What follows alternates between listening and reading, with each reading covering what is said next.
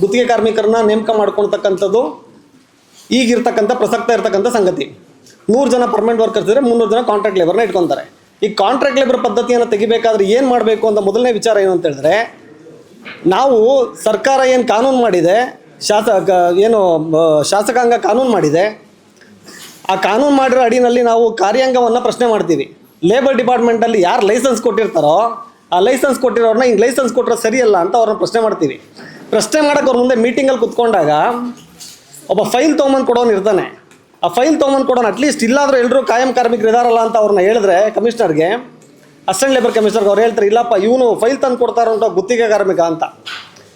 ಅದಾದ್ಮೇಲೆ ಹೋಗ್ಲಿ ಟೈಪ್ ಮಾಡ್ತಾ ಇದ್ದಾನಲ್ಲ, ಟೈಪ್ ಮಾಡ್ತಾರೆ ಅವರು ಮೋಸ್ಟ್ಲಿ ಸರ್ಕಾರಿ ಕಾರ್ಮಿಕ ಆಗಿರ್ಬೋದು ಅಂತ ಅಂದ್ಕೊಂಡ್ರೆ, ಇಲ್ಲ ಅವ್ರನ್ನೂ ಕೂಡ ಗುತ್ತಿಗೆ ಕಾರ್ಮಿಕದಲ್ಲಿ ನಾವು 12,000 ರೂಪಾಯಿ ಇಟ್ಕೊಂಡಿದ್ದೀವಿ ಅಂತ.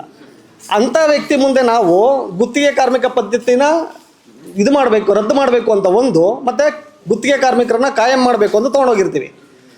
ಹೋಗ್ಲಿ ಆಯಿತು, ಲೈಸೆನ್ಸ್ ಆದರೂ ಕ್ಯಾನ್ಸಲ್ ಮಾಡಪ್ಪ, ಅವ್ರು ಪರ್ಮನೆಂಟ್ ಕೆಲಸ ಮಾಡ್ತಾರೆ ಅಂತ ಲೈಸೆನ್ಸ್ ಕ್ಯಾನ್ಸಲ್ ಮಾಡೋಂಥ ಒಂದು ಅರ್ಜಿ ಕೊಟ್ಟರೆ, ಅವ್ನು ಕಳಿಸ್ತಕ್ಕಂಥ ಅಧಿಕಾರಿ ಅವ್ನಿಗಿನ ಕರಪ್ಟು. ಅವ್ನು ಹೋಗಿ ಅಲ್ಲೆಲ್ಲ ಇನ್ಸ್ಪೆಕ್ಷನ್ ಮಾಡೋದು, ಇದೇ ಥರ ಗುತ್ತಿಗೆ ಕಾರ್ಮಿಕರು ಯಾಕೆ ಕೆಲಸ ಮಾಡ್ತಾರೆ ಅವ್ರನ್ನ ಎದುರಿಸೋದು.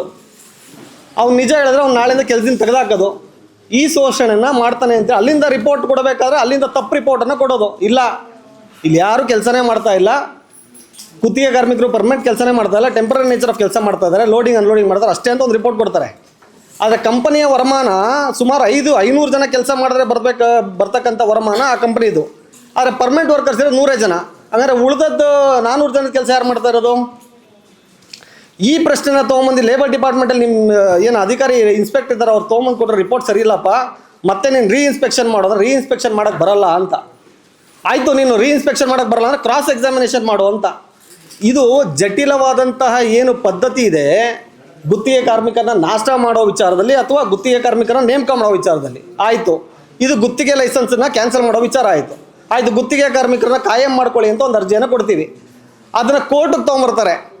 ಕೋರ್ಟಿಗೆ ತೊಗೊಂಬಂದಾಗ ಕಷ್ಟಪಟ್ಟು ಏನು ಕಾರ್ಮಿಕರನ್ನ ಪ್ರತಿನಿಧಿಸ್ತಕ್ಕಂಥ ಕಾಮ್ರೇಡ್ಸ್ಗಳೇನಿದ್ದಾರೆ ಅವ್ರು ಕಷ್ಟಪಟ್ಟು ಅವರು PF ESI ಇನ್ನೊಂದು ಅವ್ರ ಜಾಬ್ ಕಾರ್ಡು ಎಲ್ಲ ಡೀಟೇಲ್ಸ್ನ ಕಲೆಕ್ಟ್ ಮಾಡೋದು ಕೋರ್ಟ್ ಮುಂದೆ ತೊಗೊಂಬಂದು ಕೇಸನ್ನು ಹಾಕ್ತೀವಿ. ಈ ಕೋರ್ಟಲ್ಲಿ 2 ದಿನ ಮುಂಚೆ ನಡೆದಂಥ ಒಂದು ವಿಚಾರ ಉದಾಹರಣೆ ತಮ್ಗೆ ಹೇಳ್ಬಿಡ್ತೀನಿ. ಜಡ್ಜ್ ಏನು ಹೇಳ್ತಾರೆ, ಲೇಬರ್ ಕೋರ್ಟ್ನಲ್ಲಿ ರೀಸೆಂಟಾಗಿ ಮೊನ್ನೆ ನಡೆದಂಥ ವಿಚಾರ, ಗುತ್ತಿಗೆ ಕಾರ್ಮಿಕರನ್ನ ನೇಮಕ ಮಾಡ್ಕೋಬೇಕು ಅಂತ ಒಂದು ಕೇಸನ್ನು ಹಾಕಿದ್ದೀವಿ. ಅವ್ರೇನು ಹೇಳ್ತಾರೆ, ಈ ಮ್ಯಾಟ್ರ್ ಸೆಟ್ಲ್ ಮಾಡೋಕ್ಕೆ ಬರಲ್ವಾ ಅಂತ. ನಾವು ಹೇಳಿದ ಸ್ವಾಮಿ, ಗುತ್ತಿಗೆ ಕಾರ್ಮಿಕರಲ್ಲಿ ಪರ್ಮನೆಂಟ್ ನೇಚರ್ ಆಫ್ ಕೆಲಸ ಮಾಡಿಸ್ಕೊಂಡಿದ್ದಾರೆ, ಅದರಿಂದ ಅವ್ರಿಗೆ ಕಾಯಂ ಮಾಡಬೇಕು ಅಂತ 10 ವರ್ಷಗಳ ಕಾಲ ಮಾಡಿಸ್ಕೊಂಡಿದ್ದು, ಅದರಿಂದ ಅವ್ರಿಗೆ ಕಾಯಂ ಮಾಡಿಸಿ ಅಂತ. ಅಲ್ಲ, ಆ ಥರ ಕಾಯಂ ಮಾಡ್ಕೋಬೇಕು ಅಂತ ಕಾನೂನು ಇದೆಯಾ ಅಂತ ಯಾರು ಸಿಟ್ಟಿಂಗ್ ಜಡ್ಜ್ ಕೇಳ್ತಾ ಇರೋದು. ನಾವು ಅವ್ರ ಹತ್ರ ನ್ಯಾಯ ಕೇಳಕ್ಕೆ ಹೋಗಿದ್ದೀವಿ, ಗುತ್ತಿಗೆ ಕಾರ್ಮಿಕರ ಕಾಯಂ ಮಾಡಿ ಅಂತ.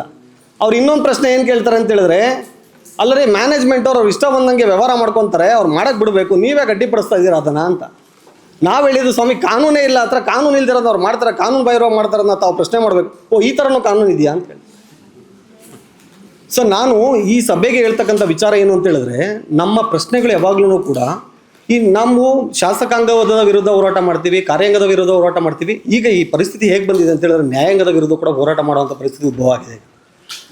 కాబట్టి ನಾವು ಈಗ ಮುಖ್ಯವಾದ ಪ್ರಶ್ನೆ, ನಾವು ಅನ್ಯಾಯ ಆಯಿತು ಅಂತ ಶಾಸಕಾಂಗ ಅನ್ಯಾಯ ಮಾಡ್ತು ಅಂತ ಕಾರ್ಯಾಂಗ ಹತ್ರ ಹೋಗ್ತೀವಿ, ಕಾರ್ಯಾಂಗ ಅನ್ಯಾಯ ಮಾಡ್ತು ಅಂತ ನ್ಯಾಯಾಂಗದ ಹತ್ರ ಬರ್ತೀವಿ. ನ್ಯಾಯಾಂಗದ ಪರಿಸ್ಥಿತಿ ಇದಾದರೆ ನಮ್ಮ ಮುಂದಿನ ಪರಿಸ್ಥಿತಿ ನಾವು ಯಾರ ಹತ್ರ ಹೋಗಬೇಕು?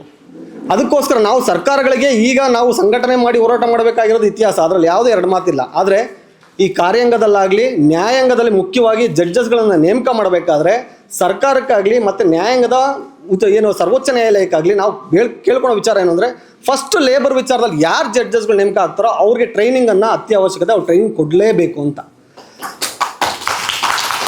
ಆ ಟ್ರೈನಿಂಗನ್ನು ಅನುಪಸ್ಥಿತಿಯಲ್ಲಿ ನೀವು ಕರ್ಕೊಂಬಂದು ಜಡ್ಜಸ್ಗಳನ್ನು ಕೂಡಿಸಿದ್ರೆ ನಾವು ಅವ್ರ ಮುಂದೆ ಗಂಟ್ಲು ಹರ್ಕೊಂಡು ಆರ್ಗ್ಯುಮೆಂಟ್ಸ್ ಮಾಡಿ ಪ್ರತಿಯೊಂದು ಕೂಡ ಎಲ್ಲನೂ ಹೇಳಿ ಅವ್ರಿಗೆ ಜಡ್ಮೆಂಟ್ ಕೊಟ್ಟರು ಅವ್ರಿಗೆ ಅರ್ಥ ಆಗಲಿಲ್ಲ ಅಂದರೆ ಒಳ್ಳೆ ಜಡ್ಮೆಂಟ್ ಬರಲಿಕ್ಕೆ ಸಾಧ್ಯ ಇದೆಯಾ? ಗುತ್ತಿಗೆ ಕಾರ್ಮಿಕರನ್ನ ನೀವು ಕಾಯಂ ಮಾಡ್ಕೊಳ್ಳಿ ಅಂತ ಹೇಳೋಂಥ ಅಧಿಕಾರ ನಮಗೆ ಬರ್ತದಾ? ಇದು ಎಲ್ಲ ವಿಚಾರಗಳನ್ನು ನಾವು ಸ್ಪಷ್ಟವಾಗಿ ಭಾಳ ಆಳವಾಗಿ ಪ್ರಶ್ನೆ ಮಾಡುವಂಥ ಅವಶ್ಯಕತೆ ಇದೆ. ಮತ್ತು ಯಾವಾಗಲೂ ಕೂಡ ನಾವು ಆಶಾವಾದದಿಂದ ಹೋರಾಟವನ್ನೇ ಮಾಡಬೇಕು. ಮತ್ತು ನನಗೆ ಇಲ್ಲಿ ಮಾತಾಡಲಿಕ್ಕೆ ಅವಕಾಶ ಕೊಟ್ಟಂಥ ತಮ್ಮೆಲ್ಲರಿಗೂ ಧನ್ಯವಾದನ ಹೇಳ್ತಾ ನಾನು ಮಾತನ್ನು ಮುಗಿಸ್ತೀನಿ.